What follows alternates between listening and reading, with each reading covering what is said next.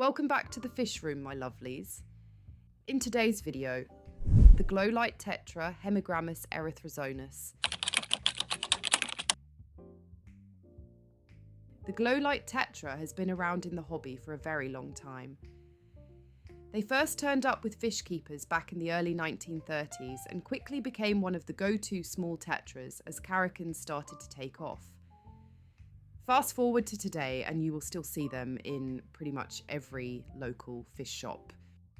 They are hardy, they are affordable, and both males and females colour up beautifully, which is why they have that bread and butter reputation. Glowlight tetras are peaceful little shoalers. They really shine when you keep them in a proper group. 6 or more is a good starting point.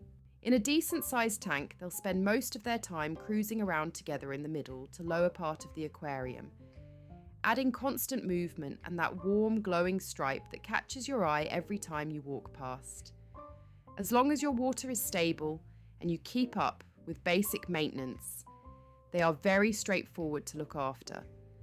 So they work nicely for both newer fish keepers and people who have been in the hobby for years. As community fish, they are very easy to live with. Glowlights get on well with lots of other small peaceful species, things like other small tetras, guppies, swordtails, mollies, corridoras, catfish, and the smaller gouramis.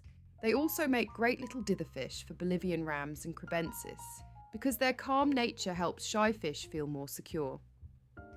The main thing is to avoid big or boisterous tankmates that might see them as food or just push them around and stress them out. In terms of the tank itself, these guys really appreciate a planted setup. They love having plants and hardscape around the edges for cover, but also some open space in the middle for swimming. They look especially good with bits of bogwood, fine-leaved plants, and even a bit of leaf litter if you like that softer black water feel. They will adapt to normal tap water in a lot of areas, but their colours really pop in softer water with slightly dimmer lighting and a gentle tea stain from tannins.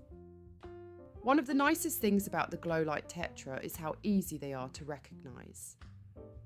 They have that vivid iridescent orange-red stripe that runs from the tip of the nose all the way back to the base of the tail on a silvery body. You see the same colour picked up again in the front of the dorsal fin, and then you've got those delicate, almost see-through fins with fine white edging.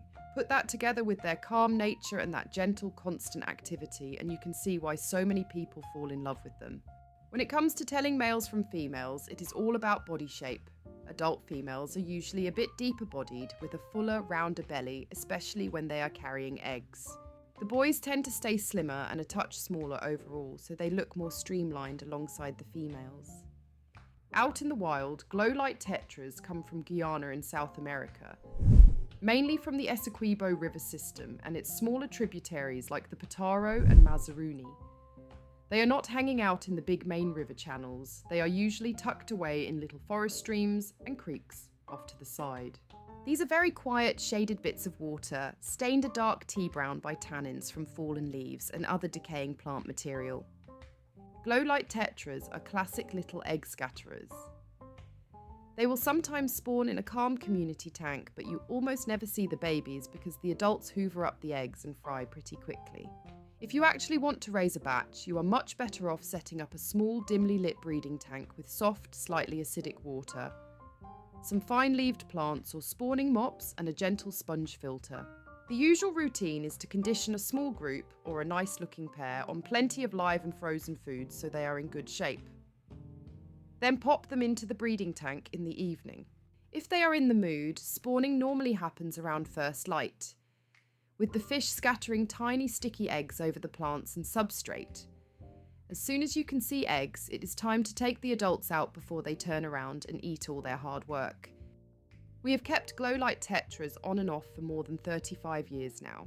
Although they are classed as a common species, coming back to them over the past year has really reminded us that sometimes you just can't beat the classics.